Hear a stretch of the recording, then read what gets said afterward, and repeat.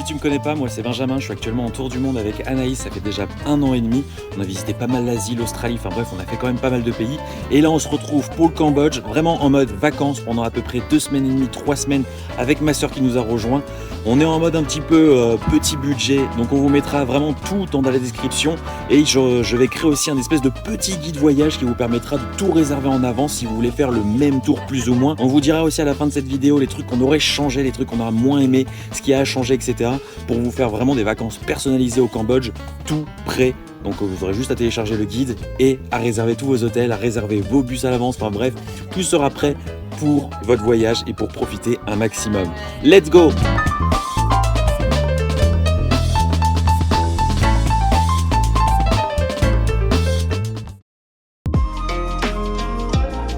Ça fait Au littéralement temple. 3 minutes qu'on est parti du Airbnb, on arrive ici et on voit déjà des animaux de bout. La première journée commence à Phnom Penh et on va commencer tranquille avec une petite visite à Wat Nom, juste derrière moi, qui se situe là. On le fait avec ma soeur et le beau-frère qui est celui juste derrière. On vient d'arriver et puis là on se fait accueillir par des enfants. Hello. How do you say hello? Hello in Khmer. It's Sum Saleh? Sum Saleh? Susnai. Susnai. Susnai. It's hello. Susnai.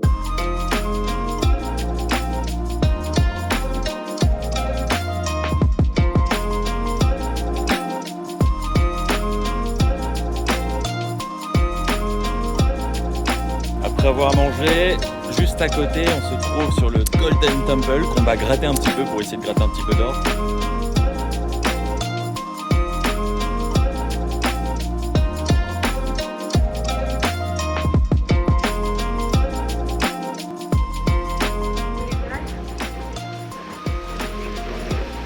C'est parti, là on prend le ferry qui nous coûte que 500 par personne, donc vraiment à peine 20 centimes pour aller sur l'île de la Soie.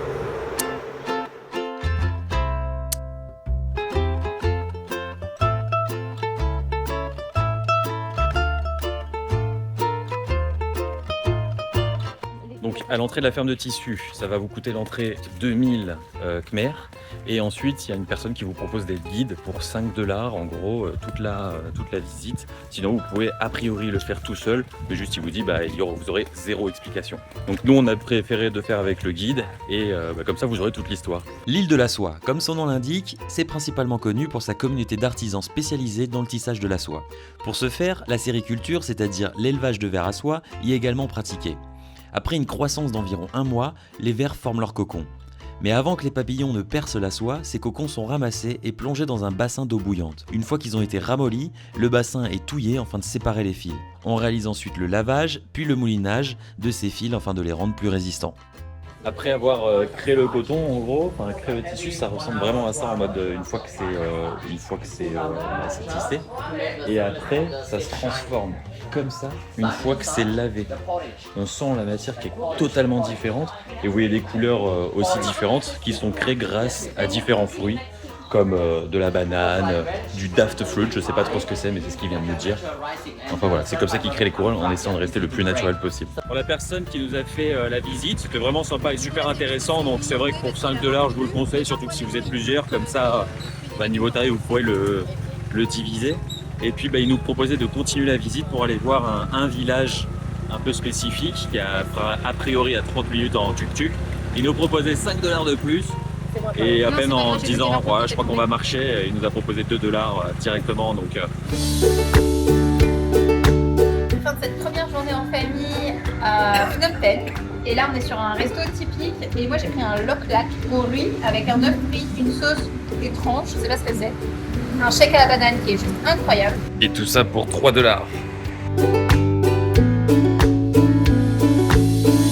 Quoi de mieux que de prendre un petit verre de canne à sucre, 2500 Khmer.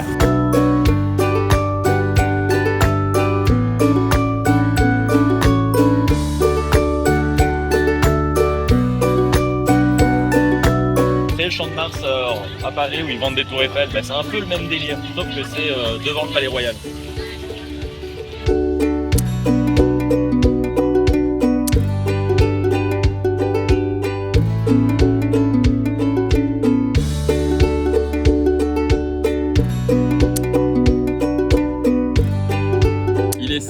présente. Nous voilà en direction d'une nouvelle activité. On est sur un bateau. On va faire une croisière sur le Mekong pendant 1h30 environ. Ça nous coûte environ 7 € seulement sur Get Your Guide, donc c'est vraiment ridicule.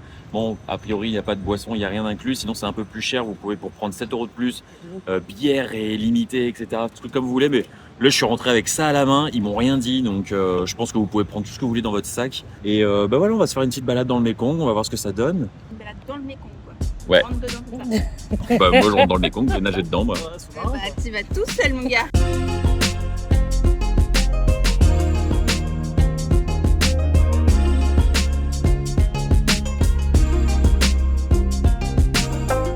Et voilà, la croisière est terminée. Bon, un petit peu moins qu'1h30 au final. On est arrivé à 1h15, mais il nous a déposé dans le centre-ville. Donc ça, c'est plutôt cool.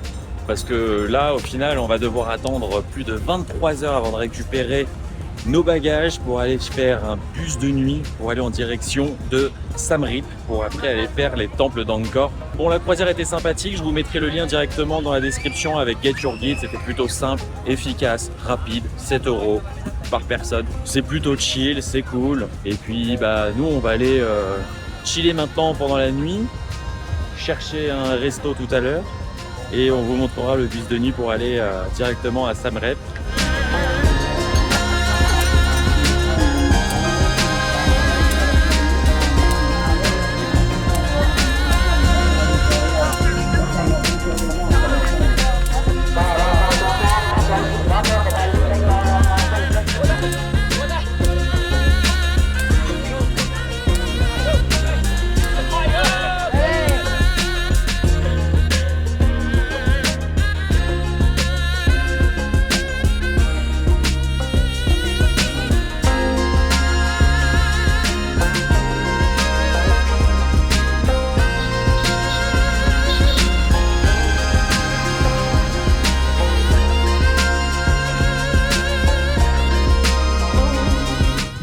Fin de soirée, on a bien mangé et là on se dirige vers notre bus de nuit. On a pris un tuk-tuk, on est à 4 dans le tuk-tuk là avec nos valises et tout, c'est n'importe quoi. Ah, le gros bordel là. On va lui laisser un pourboire parce que là, là le moteur il chauffe là.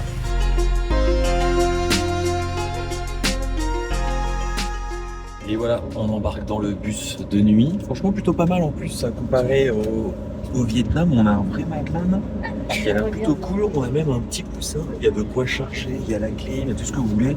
C'est juste niveau rangement, vous êtes avec vos chaussures, vous êtes avec votre sac. Il ne faut pas en prendre trop non plus de choses avec vous.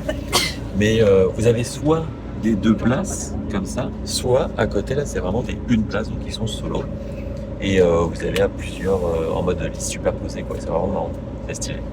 Ça roule ou quoi? Regarde. Ça roule ou quoi?